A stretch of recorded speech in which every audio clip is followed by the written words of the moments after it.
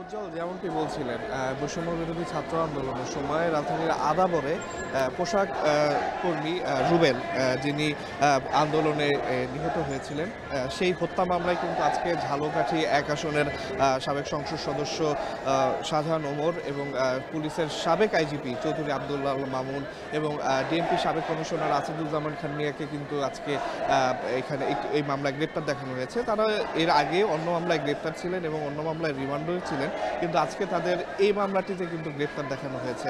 এই মামলায় কিন্তু আরো অনেক হেভিওয়েট আওয়ামী লীগ নেতাদেরও আমরা গ্রেপ্তার হতে দেখেছি।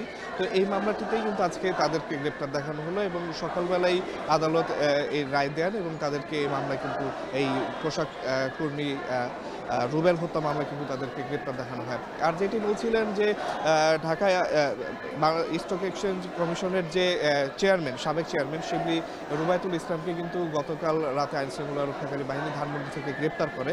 তো আজকে সকাল থেকেই মানে একটা চাউর যে ওনাকে হয়তো আজকে যে কোনো সময় আদালতে তোলা হতে পারে, তার বিরুদ্ধে কিন্তু দুর্নীতি এবং তার ক্ষমতা অপব্যবহার করে বিপুল পরিমাণ সম্পদ অর্জনের কিন্তু অভিযোগ রয়েছে এবং সেই পরিপ্রেক্ষিতে কিন্তু তাকে গতকাল রাতে গ্রেপ্তার করানো হয়েছে।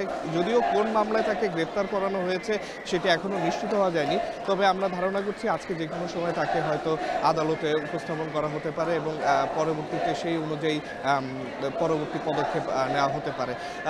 আর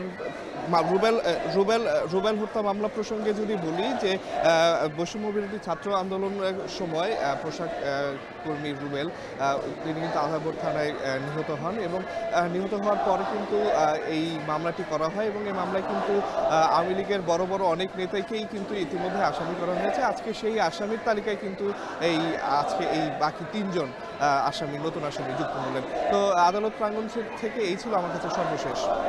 উজ্জ্বল। আসিফ ইকবাল যুক্ত ছিলেন সিএমএম আদালত প্রাঙ্গণ থেকে।